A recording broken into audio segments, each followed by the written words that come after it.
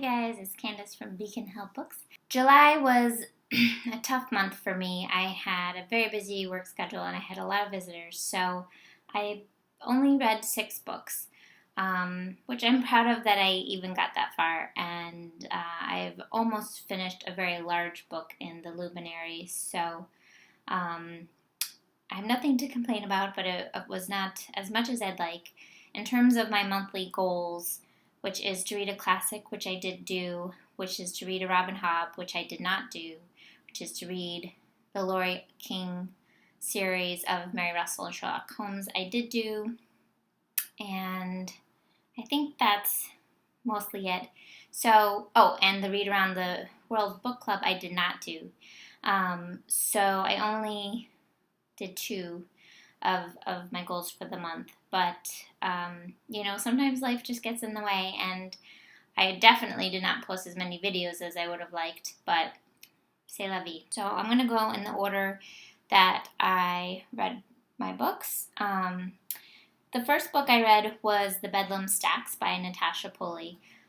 This I read from NetGalley. I read The Watchmaker of Filigree Street by Pulley, I think 2 years ago, and I really liked it. It was so cool. It was not quite steampunk, but along that similar vein. I always say that, along the same vein. Bedlam Stacks takes place mostly in Peru, and we follow a main character, Merrick, who kind of is ready, almost settling down in his retired life. He's got a bum leg. He's had a storied an interesting history. He used to work with the India office, and he gets a request from an old friend that still works in the office for him to go to Peru to get quinine, and they believe he might know even better where to go because his grandfather had been there before, and so he might be more familiar. For some reason, Merrick was there with him. So they start this adventure, and it turns out to be so cool. Like, nothing that I would have imagined. They meet up with this priest who I won't give too much away, but is a very, very cool character.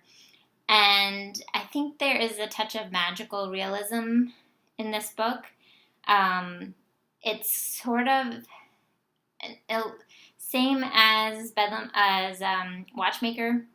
It has this, I'm not going to say steampunk, but I wrote down cogwork punk, like having to do with machinery, but more with clocks than steam, and just a very cool, a unique read. It is also considered a historical fiction because it's based in past times, but I really enjoyed this book. I gave it 4 stars, and I think it was just released, so if you liked Watchmaker, and if that sounds like something you're remotely interested in, I would look into it, or check out your library for sure about that one. Next, I finished my classics, which was The Handmaid's Tale. This book just drew me in for whatever reason. I started reading it and I couldn't put it down. I read Oryx and Crake by Atwood a long time ago, so much that I don't remember her writing style very much. But I feel like it was so much different than The Handmaid's Tale. Has anyone else read Oryx and Crake, and do you feel the same way?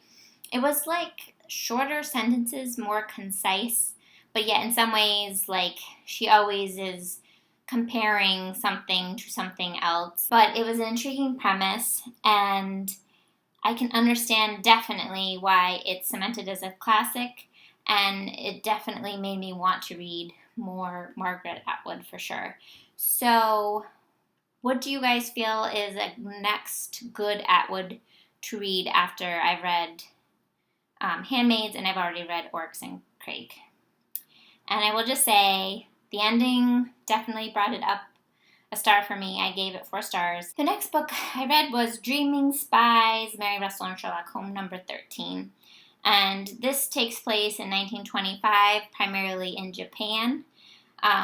This has been one of my favorite locations yet that we've gone with the duo.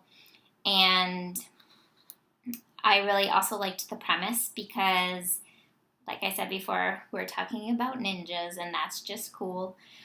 In particular, one very special ninja, female, I think her name was Haru, but I did babysit a dog that was named Haru, so it could be something. It definitely starts with an H. And the Emperor employs their help, Sherlock Holmes and Mary Russell. And it's, at first when I was reading it, it almost has like a fake ending. I got to a point and I was like, oh, that was it? Like, that seemed kind of uneventful for a book of this series. But then it continued on, and then there was a kicker that I didn't see coming. So, bravo. I am glad that these books seem to be increasing in quality, and now I have one more to go in the series. So, I'm looking forward to wrapping this. The next book I read was The Shadowlands by Elizabeth Kostova. This is a historical fiction set in Bulgaria. As I said in my other videos, I've read The Historian and completely fell in love. I've read Kostova's other books, which I think are also very good. I like how she has a darkness to her, but not as good as The Historian, and I have to agree with this one. And unfortunately, this book, I think, could have been edited down and been a lot shorter than it was. And in some parts, I felt like the writing was almost a little juvenile and, like, not Kostova-like. But as the book progressed, it got better. And I did like the end story because it talked about some concentration camps and the situation that was going on in Bulgaria after the Second World War. But it took so long to get there. I ended up giving that book, I think, 3 stars, and I'm not disappointed that I read it because I did learn a lot about a historical place and something that was happening that I was not aware at all about. And Kostova actually married, I think, a Bulgarian, so Bulgaria is a place she holds very dear to her heart, and I think she wanted to get this message out, and I appreciate that message. I received it, and I'm very thankful for that. The next book I read was The Essex Serpent by Sarah Perry. This book, first of all, I mean, BookTube is already all over it, so I don't need to go into too much detail, but I do love this cover, and I do love the end papers. They're so silky. This edition is like very narrow, but I really loved it. I loved how it was broken up by months. I liked the letters in the back of the chapters that are in the end of each month. I loved the story. I didn't know where it was going. I think there were 2 improbable stories happening. I gave this book a very strong 4 stars. I loved Sarah Perry's writing, and I listened to a podcast. I will link below. I forget. I want to say it's The Good Readers, but now I can't remember. Where Sarah Perry talks about her influences, and one of them is Hilary Mantel. And so now I want to read the book she said to start off with Mantel. But I just liked her message of what she was trying to get across, also about females in this time period in London-ish, England, 1893. The main character we particularly follow, Cora, she's a little bit, strong-headed and forward-thinking, and Sarah Perry wanted to show that women were, represented in that fashion. A lot of books are wrote with them doing something, still not as forward-thinking. So I really enjoyed this book. It I did a buddy read with Carrie from Women vs. Books. She did not like it. She did not finish it. So I think you have to like a character-driven novel and fall in love with the descriptive writing.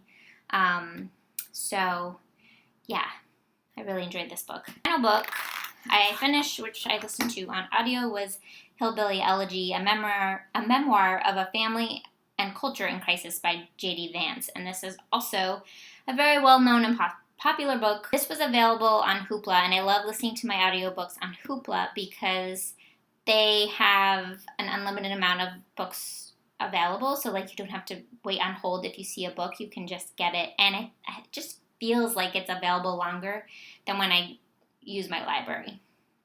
And so I thought, okay, I want to know what this is all about. And I really did enjoy it. I have to say, I mean, I was born and raised in New England, so I've read many and seen many movies about people raised in different areas, but maybe not to this detail. I will stress that the memoir part of the family was, I think, the primary subject of it. So I wish that I had gotten some more of the reasons why, like historically why, instead of, I mean, Vance tries to speak to that a little bit, and I did learn some things, but I feel like he left me wanting more.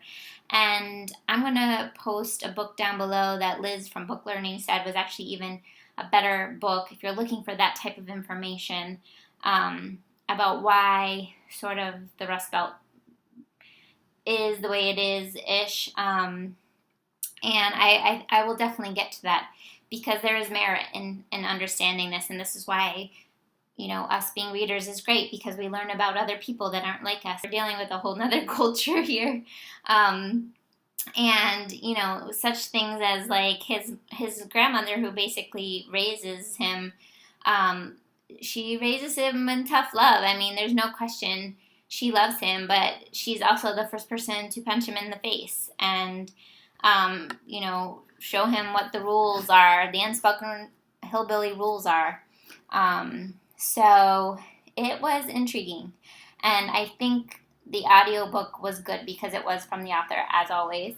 So if you can listen to it that way, I would recommend it. The other bookish thing I would like to mention this month was I went to see Wicked. I've seen Wicked before, but I went with someone, you know, my family. It was someone's birthday, and it was just as enjoyable. I really loved it. I've also read the book, and I was like, man, I didn't read any more of the Gregory Maguire books. So I was curious if there were any people out there that have, and if they recommended any others besides the Wicked book, or have finished the trilogy of Wicked. I think it's a trilogy. But if you haven't seen it, of course, I really, really recommend it. It's amazing. And yeah, I think that's it. I will talk to you guys all soon. Happy reading. Bye.